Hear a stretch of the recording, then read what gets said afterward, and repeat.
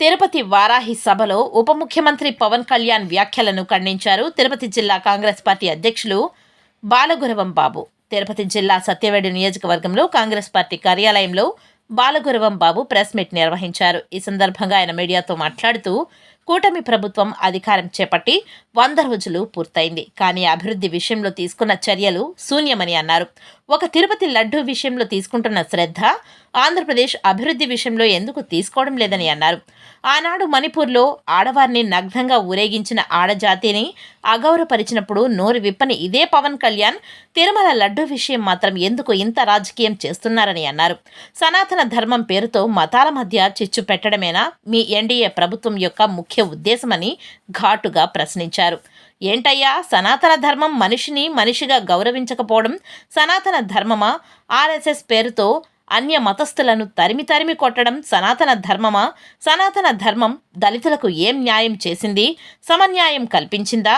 సనాతన ధర్మం పేరుతో ఒక మతాన్ని మాత్రమే సపోర్ట్ చేస్తే తీవ్ర పరిణామాలు ఎదుర్కోవాల్సి వస్తుందని ఆయన తీవ్రంగా హెచ్చరించారు. చాలా బాధేస్తూ ఉంది. అందువల్లే ఈరోజు తిరుపతి నుంచి జిల్లా అధ్యక్షుడిగా నేను మీ ముందుకు రావడం జరిగింది. ఇది ప్రతి ఒక్కరూ ఆలోచించాల్సినటువంటి విషయం. మనము మన దేశం ఎటువైపు పోతుంది, మన రాష్ట్రం ఏ పక్క పోతుంది అనేది ఒకసారి ఆలోచించినట్లయితే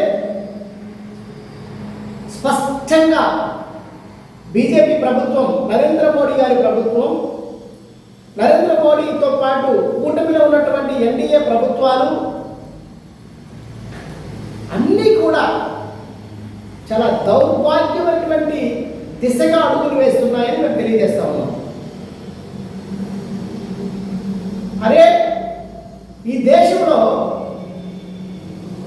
ఒకప్పుడు అంటరానితనం,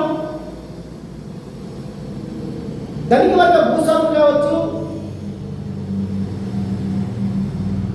అత్యధిక కులాలు కావచ్చు, బ్యాక్వర్డ్ క్యాస్ట్ అందరినీ కూడా తొక్కి నార తీసి కనీసం గుడుల్లోకి కూడా రానివ్వకపోతే ఆ రోజున కొన్ని సంవత్సరాలు బానిస బ్రతుకులు బతుకుతూ వేదనకు గురైనటువంటి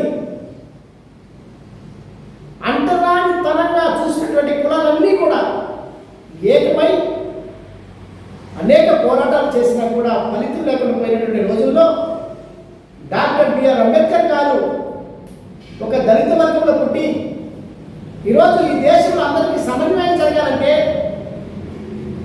ఒక మంచి పరిపాలన ఉండాలి, అందరికీ సమన్వయం కలగాలి, అలా జరిగితేనే ఈ దేశంలో సమన్వత జరుగుతుంది అని చెప్పి అనేక మంది నాయకులు బ్రిటిష్ వారిని పోరాటం చేసి తరిమిన తర్వాత డాక్టర్ బిఆర్ అంబేద్కర్ గారు ఉన్నటువంటి లోకంలో ఇంట్లో ఉన్నటువంటి అసమానతలను తొలగించడానికి ఈ సమస్యలను పరిగణలోకి తీసుకొని ఎప్పటికీ కూడా ఇది ఇలా ఉంటే అంటరాని కులాలుగా అనుకున్నటువంటి వీరందరూ కూడా అందరూ ఎప్పటికీ ఎదగలేనటువంటి ఉద్దేశంతో ఆయన ఒక భారత రాజ్యాంగాన్ని సృష్టించి ఈ దేశానికి బహుమతిగా ఇవ్వడం జరిగింది.